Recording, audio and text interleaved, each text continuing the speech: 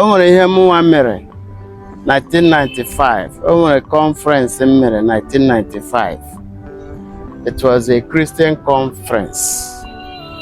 Bịa nwee some nghọta that civilization bidoro n'Africa and civilization will end in Africa. And the base wo ala Igbo.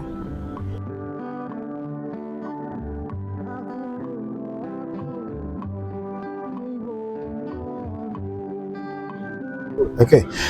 Igbo ndị ọma, Igbo ndị m na-agara ozi. Onye nọ na n'olu ya wụkwa Chukwuemeka Ojemba ndị Igbo, anyanwụ Iduere. Tata anọ m n'Aba, n'ala Aba, Abia State. Ebe m bịara ịhụ ezigbote nwafọ Igbo, one of the Igbo pioneers, one of the Igbo unity pioneers. Onye m na ya nọ taa wụ Reverend Professor Christian Nwakamma. Reverend Professor Christian Nwakamma. Ihe butere anyị ala Aba wụ onye ọtụtụ ndị anyị, ụmụnne anyị ndị nọ na diaspora maara ya, wụ ndị tụzirila m aka na mụ bịawa n'ala Aba ka m bịa hụ Professor Nwakamma, na ọwụ onye ihe gbasara Igbo na-amasị, onye ihe gbasara Igbo na-emetụ n'obi.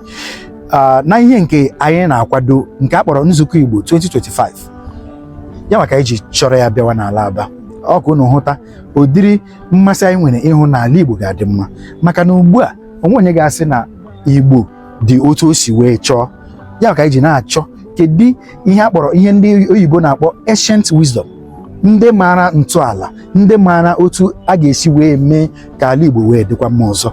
Ya ka anyị ji bịa n'ala Aba taa ka anyị hụ Prọfesọ Nwakamma. Thank you, Prọfesọ.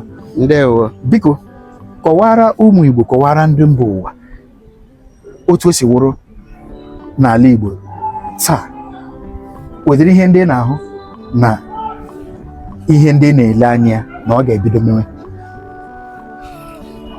Ndị ka ndewo nọ, ndị nọ n'ụlọ, ndị nọ n'ama, ndị nọ n'ozi bekee. Mụnwa wụ Reverend Professor Christian Nwakamma. Adị m mbụ ekwu ihe gbasara ala Igbo. O nwere ihe mụnwa mere 1995. O nwere conference m mere 1995. It was a Christian conference. Bịa nwee some nghọta that civilization bidoro n'Africa and civilization will end in Africa. And the base wo ala Igbo. That was 1995. Ka m nwetara that nghọta. Yedu 2007 na-ajụ Jehova ajụjụ ha gbasara ndị Igbo n'ihi ọnọdụ anyị nọ na Nigeria. Chineke na-asị m na ihe ahụ a na-akpọ marginalization na ọ bụcha otu anyị njiche ya. Ọ sị m, Hausas are seeking their own, Yorubas are seeking their own, Igbos are not seeking their own. Ọzọ gwara m bụ na o nwere ezizi ekwesịrị izi ndị Igbo, na o nwere ihe a ga-akụzi mmadụ niile abịa nwee ike ịnọ ọnọdụ Chineke họpụtara anyị. N'ihi na ihe ahụ a na-akpọ Igbo buru ibu, dịkwa Chineke mkpa, mana ndị mmadụ amachaghị ihe ọ bụ.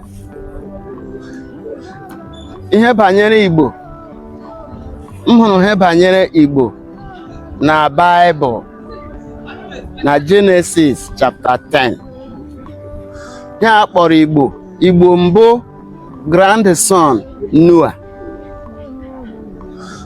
onye grandson Noah, nwa Noah through Shem. Aha onye ahụ mbụ Eba. Nwa Noah na-aza Eba. Ọ ebe esi nweta Igbo Hebrew. ndị mmadụ na-asị that ndị Igbo wụ ndị Israel. M sị ha mba o, la ndị Israel wụ ndị Igbo, n'ihi na Genesis chapter 14 verse 13 mere ma amata na Abraham himself was called an Igbo man, because o nwere ihe mere nụ la ndụ nwanne Abraham mbụ Lot. Abia said that one escaped and came and told Abraham the Hebrew, because the word Hebrew, Igbo, came from the original name Eba.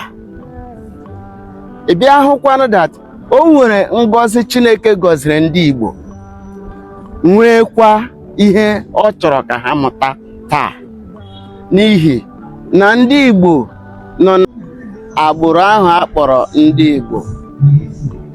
O nwere ihe jikọrọ ha na Chineke, mana ihe ha gabigarala na njem ha na ndụ ha n'ebe niile ha nọ eme, ha niile a na-agba mbọ ịhụ ka ha si afọ ndụ, ka ha ga-esi rijuo afọ.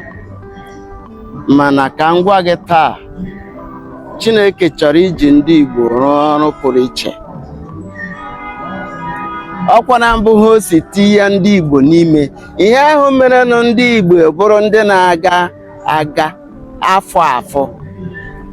Chineke tiri ndị Igbo n'ime n'ihi ndị Igbo kwesịrị ịda agara Chineke ozi n'ebe dị iche iche, mana n'ihi aghọtachabeghị onwe anyị mfụọ, ndị Igbo na-achọ sọsọ ego ebe ha nọ. Jehova bụ nke ndị Igbo, ma na-asị mmadụ niile na-anụ olu m taa, ma unu mara sịla ndụ unu ndị abụghị ndụ mmadụ niile. Ndụ unu ndị mbụ ndụ Chineke nwapụta, mana otu anyị ji na-aga ndụ anyị n'ihi ihe anyị na-achọ na ihe anyị na-agabiga eme anyị na-ata ahụhụ na-ekwesịghị ekwesị. Ma ọ ga-abụrụ la anyị ga-enwe ike lọghachikute Jehova Jaire, kusu niile nke ndị agha, ndị Igbo ga-ahụ ihe dị iche. O nwere ihe Chineke kwadoro ndị Igbo ga-eme. Otu a dị ka asị na ndị mba ọzọ kpọrọ ndị Igbo asị. Ọ bụchaghị ịkpọ asị, ọ bụtụ ịtụ egwu. Ntụtụrụ ndị na-atụ ndị Igbo egwu. Ndị ugwu na-asị ndị Igbo nwere nke a nwere nke ọzọ, wee ghara wele elu Naịjirịa na ha ga-akarịcha. Ha sị na ha agaghị ekwe ka ndị Igbo bụrụ ndị isi n'obodo Naịjirịa. Mana ihe m na-agwa gị mbụ, o nwere ọnọdụ Chineke duwara ndị Igbo. Mụnwa na onwe m na-ekwetakwanụ na nzukọ a na-enwe gboo, mgbakọ a na-enwe, mbọ a na-agba gboo, gaji wepụta ihe ndị ahụ Chineke kwadoro ka ha pụta ihe, ka emezuo ya emezuo. Ndị Igbo ga-ebido na-ebi ndụ Chineke họpụtara ha. Mgbe ha na-ebi ndụ Chineke họpụtara ha, ọ bụghị sọsọ mmegide ka ndị mmadụ ga na-emegide ha. Oge ga-eru onye megide onye Igbo ọhụ isi ya, Chineke ga-emegide onye ahụ. Ọ na-aga imezu emezu, ọ ga-abịala mmezu. Ha ga-ahụ ya, ha chema n'ihi na anyị hụrụ ihe ndị Igbo na-agba mbọ, ndị Igbo na-agara onwe ha, ha na-agba mbọ ka ha baa uru. Ha na-echere ndị mmadụ echiche ọjọọ, mana ndị ọzọ na-echere ndị Igbo echiche ọjọọ. Ha hụ ntakịrị ihe, ofu ihe ka onye Igbo na-emetafụrụ, ha esite ya buso ndị Igbo niile agha. Ọ bụla ezi mmadụ niile dahiere adahie, ọ dị onye na-emetacha ha niile. O nwere ndị na-adịghị emeta ha evula obi, ma ọ bụghị ofu onye mmee ha eletụghị anya ya ga-esite ya kpọọ obodo ha niile asị. Ọ pụtara, o gosiri mbụ la nghọta ga-ezughị oke. Ọ bụrụ la bekee, your thinking is too narrow, too minute. You don't think fast. You don't think wide. When you come out, you just carry a generalized mentality. And then you feel that you are wise. You are very narrow. Okay, Professor. Thank you, Professor Nwakamma. Igbo ndị ọma, anyị ka nọkwa na yawo Unify Igbos Now program. Yawo anụmachọ nwanne m ihe butere anyị na obodo ndị Aba, obodo nke akpọrọ Aba City. Professor, n'ime ebe anyị nwere invitation akpọrọ nzukọ ndị Igbo 2025. Okay.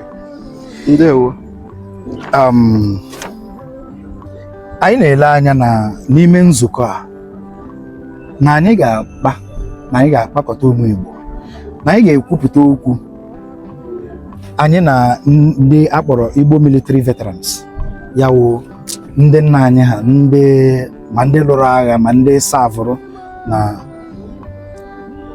actively na the both sides of the military. Na o nwere ihe ha ga-agwa anyị, na o nwere ihe ha ga-akụziri ụmụ Igbo ndị nke na-apụta ihe gbasatara nchekwa na otu esi echekwa ala Igbo, maka na otu n'ime ihe ndị kọrọ ala Igbo ọnụ taa wụ insecurity. Ihe ga-eme onye kpata ego anaghị ekwu okwu ịgba moto na ịrụ ụlọ, ihe ọ na-echi okwuziwe okwu ịkpọ private security nke akpọrọ escort ka ejiri chekwa ndụ ya, chekwa n'ihe nkụta ya. So ya ka anyị ji na-akpọ okwu a. Anyị ma na ị ga-anọnyere anyị na anyị na-arịọ